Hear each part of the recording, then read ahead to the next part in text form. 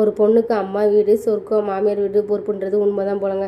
எங்கள் அம்மா வீட்டிலலாம் இருக்கும்போது அம்மா அந்த வேலையை செய் அந்த வேலை செய்ன்னு சொன்னால் தான் செய்கிறது. அம்மா பாத்திரத்தெல்லாம் எடுத்து போட்டு பாத்திரத்தை கழுவிருப்பாப்பா அப்படின்னு சொன்னால் தான் கழுவுறது. துணியெல்லாம் ஊற வச்சுட்டு துவைச்சிருப்பாப்பா அப்படின்னா தான் துவைக்கிறது. இது வெள்ளிக்கிழமை ஆனால் வீடு துடைச்சிருப்பாப்பா அப்படின்னா தான் துடைக்கிறது.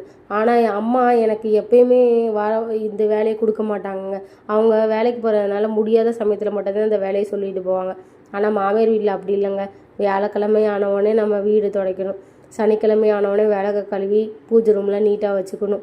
ஆரம்பத்தில் இதெல்லாம் எனக்கு ரூல்ஸ் மாதிரி தான் இருந்ததுங்க. ஆனால் போக போக இதுவே எனக்கு ஒரு பொறுப்பாக மாறிடுச்சு. இப்போல்லாம் அந்தந்த கிழமை அந்தந்த வேலையை செய்யலைன்னா என்னடா வீடு இப்படி இருக்குன்னு சொல்லி ஆட்டோமேட்டிக்காக நானே செய்ய ஆரம்பிச்சிடுறேங்க. நம்ம அம்மா வீட்டிலலாம் காலையில் 9 மணி வரைக்கும் எழுந்தாலும் தூங்கிட்டு பாப்பா அப்படிம்பாங்க. ஆனால் மாமியார் வீட்டில் அப்படி இல்லை. 5 மணிக்கு எழுந்தாலும் இன்னும் உனக்கு வேலை இருக்குன்னு தான் சொல்லுவாங்க. அதுவே நமக்கு ஒரு பொறுப்பாகவே மாறிடுங்க. அம்மா வீடு ஏழையோ பணக்கார வீட்டில் பிறக்கிறோமோ, அம்மா வீட்டில் இருக்கிற வரைக்கும் தான் ஒரு பெண் மகாராணி. இது மாமியார் வீடுன்னு வந்துச்சுன்னா அவங்க ஒரு மருமக தான். பெண் திருமணத்துக்கு பிறகு வீடு மாறுறது மட்டும் இல்லைங்க, அந்த பொண்ணோட வாழ்க்கையே மாறிடுதுங்க. ஒரு பெண் அம்மா வீட்டில் இருக்கிற வரைக்கும் ராஜகுமாரி. ஆனால் இது மாமியார் வீடுன்னு வந்துச்சுன்னா அந்த குடும்பத்தோட தூணாகவே மாறிடுறாங்க. என் வீடியோ பிடிச்சிருந்துச்சுன்னா லைக் பண்ணுங்கள், ஷேர் பண்ணுங்கள், சப்ஸ்கிரைப் பண்ணுங்கள்.